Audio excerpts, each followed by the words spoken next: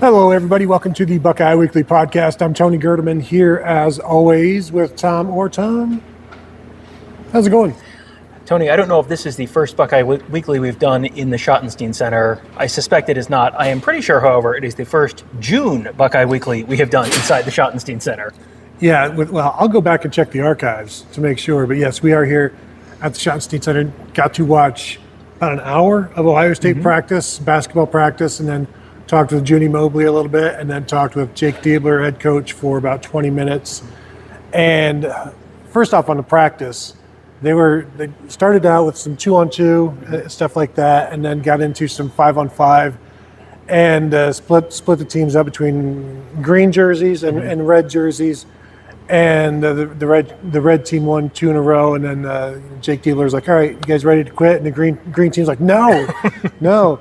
And so the green team won the next game. He's like, "All right, that's enough, guys. Let's call it in. The green team's like, "No, no." And then the red team won the next game, and they're like, "Okay, that's enough."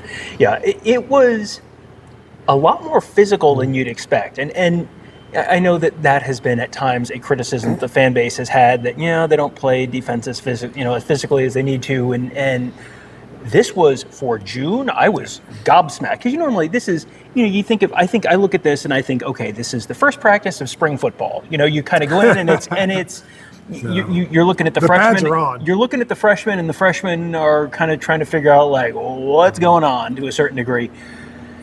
That's where the similarity ends, because as you said, it was the pads were on. People are going face first into each other, and Junie Mobley's out there taking charges or trying to take charges, and it was like, man, oh man, it's June, right? Yeah, and Justin Pippen was getting after him. Oh yeah, defensively, it's so much chaos, because a lot of it's just half court, and you got some, when they were doing like the 2-on-2 stuff, you've got coaches randomly placed and playing a little bit of defense, and sometimes you got 2 balls going. It's a lot, and we'll have some video at youtube.com/Buckeye Insiders /at Buckeye Insiders. Sorry, Tom. It has been it's been a long day. It's been a long day. Yes. We did start off with Ohio State football camp, and then we came here, and and then talking with Junie, the feedback that he got from the NBA was work on your defense, be more aggressive on defense. And I'm guessing after playing a year with Justin Pippen, he's going to learn to be aggressive on defense, because, like I said, those two are getting after. But everybody was getting after. It was fun to watch. Yeah, it was fun to watch. It was a very, very intense practice, and there were a couple people who kind of jumped out that are, there's a lot of new faces on this year's team, and Justin Pippen, one of them. I feel like I'm contractually obligated to use his full legal name. Scottie Pippen's son, Justin Pippen. He played at Michigan to start his career, played at Cal last year. He is someone who I think Jake Diebler is looking to be a contributor on the court, a contributor off the court, where he's been a leader, he's been a serious contributor at some significant major conference programs. And I think Jake Diebler knows that, you lost Bruce Thornton, who was just sort of the automatic leader for several years now. Okay, so now how do you replace him? And you're going to have Junie Mobley come and step up. You're going to have Amari Bynum kind of take a bigger role there. But I get the sense, just watching that, I feel like Justin Pippen is going to play a significant role for this team in a couple different facets. Yeah, he's talking a lot. Sometimes he's complaining, and in a playful way, because I'd watch the complaint, and then I'd watch Jake Diebler, and he'd be laughing. Yeah. And they'd kind of go back at it. Also, Ivan Yagovin was talking a lot, and I asked Jake Diebler about that. He's like, "This is my third year. This is his third year." I sat him down. I said, "You need to reflect my program. You're one of the elder statesmen now. Yeah. And if you're not doing that, then what does it say about me? What does it say about the program? What does that tell other people about buying in? If you haven't, and you've been here this long." So it's interesting to see him getting after it. And he was getting after it, and he's making some nice plays. Then at one point he took a 3, and he's like, "All right, my bad, guys. I didn't. Not a great shot." He apologized, but lots of energy, lots of. It's always fun to watch Amari Bynum out there. Yeah. And this is our first look at Anthony Thompson, and in the 5-on-5, and kind of in the 2-on-2 a little bit. He's just maybe drifting back, waiting on the baseline for the ball, and some of these reps, and not being necessarily as aggressive. But again, true freshman. And then the truest of the true freshmen, L.J. Smith, who said Jake Diebler said he got here about 24 hours ago. He reclassified so that he could be eligible to play this year. Diebler said they wouldn't do that if they didn't expect to get something out of him this year. So I don't see this as being like Michi Johnson did it, and it's like didn't really get much out of him as a true freshman.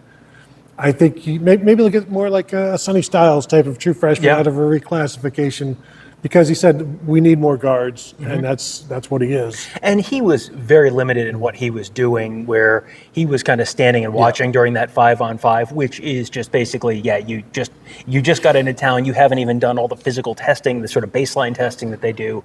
So he was very, very limited in what he was going to do. And this is a year where I think whatever you get out of him is a bonus. I think they would love to get stuff out of him, and I think there's a real possibility they do get something out of him, but does getting stuff out of him, does he start becoming a contributor in November? Does he start becoming a contributor in January or February? If you can, by the time the season, they were wearing Built for March t-shirts. If by the time you get to March, he's ready to contribute, even if he's playing 8 good minutes, that's great. That's when you care. That's when you really want him to be. You want to be getting something out of him. And Anthony Thompson too, young, very new to the program. Obviously, still getting adjusted to life a little bit, and going to spend some time working with that new strength and conditioning coach, I'm sure, as well. And he was getting coached up after nearly every rep, and he was seeking out the coaching, which was good as well. I was watching at one point, came over and he was just asking like, "What do I need to hear? What do I need to do here? What should I be doing there?" Which is what you want to see from your freshman. And he's got good size, he's got a good stroke, lefty, he can shoot it from wherever. And he was just fine in the 2-on-2 stuff where it's pick and roll and pick and pop, that sort of thing, which I think is maybe fits him well. But also, as he's waiting out in the wings in the 5-on-5 or the 2-on-2, 3-on-3, if they're not looking at him, then it's almost like you become invisible because you're waiting. I'm open, I'm ready. And if you don't look for him. But overall, like those two freshmen were obviously a topic of conversation. We'll see how they go. And in terms of L.J. Smith, Jake Diebler did say they will play, when they play 3 true guards, they want him to be able to be out there. So that's one of the reasons they brought him in. They won't always play 3 guards. A lot of it's just going to be 2 guards and then a front court. And they've got some real size on this team. Amari Bynum is not going to have to be, you've got to play center because you're the best, tallest person. I think he can play any front court position for them. So it was an energetic day. Yeah, and Bynum, you watch Bynum, and Bynum's out there shooting threes, and it's like you can dream on what that could be.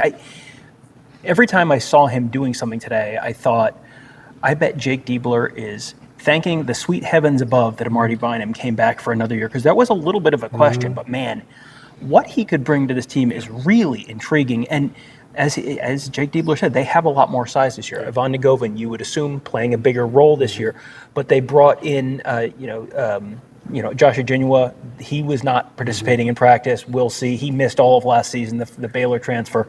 He's kind of been when is he going to be on the court? He had a sleeve on his right leg. Yes, he did. Yes, but you brought in Andrea Jelavich from Kentucky.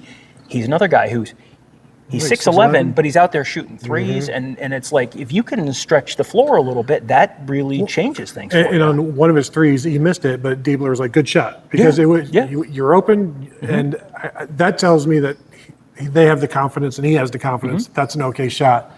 There are some people who would be like, "That's not a good shot." But when you're 6'11" and you shoot a 3, and whether you make it or miss it, and the coach tells you good shot, then that's an encouraging sign. Yep. The other guy that we were both talking about before we started was Curtis Givens, a transfer from Memphis, had previously played at LSU.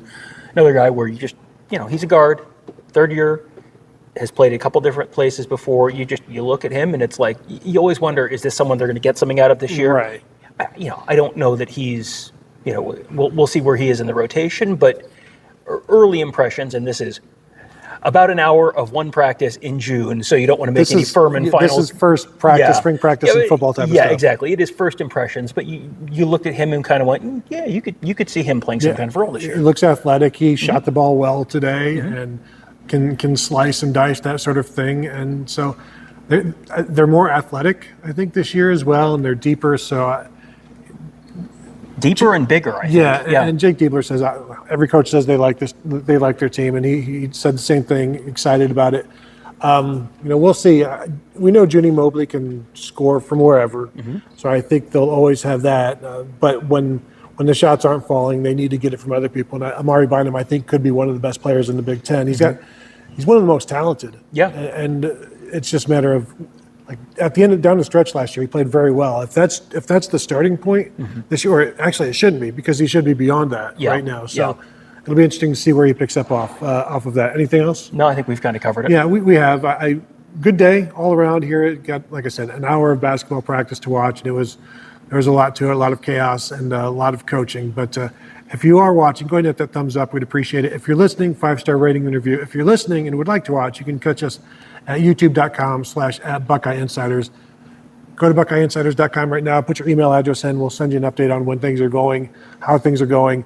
And subscribe to the Buckeye Weekly Podcast if you have not yet done so. Subscribe to Buckeyes Tomorrow Morning if you have not yet done so. We appreciate all of the feedback, all you guys hanging in with us. That will do it from here. Thank you all for tuning in, and we will talk to you all later.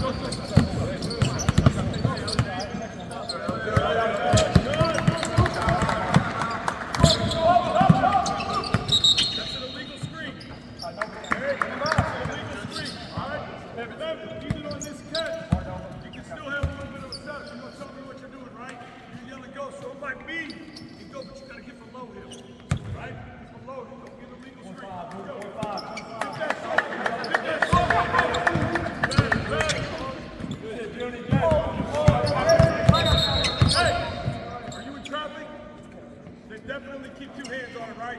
Probably 2 feet. We're not out here just going through the motions. Finish. You got missed layups. Finish.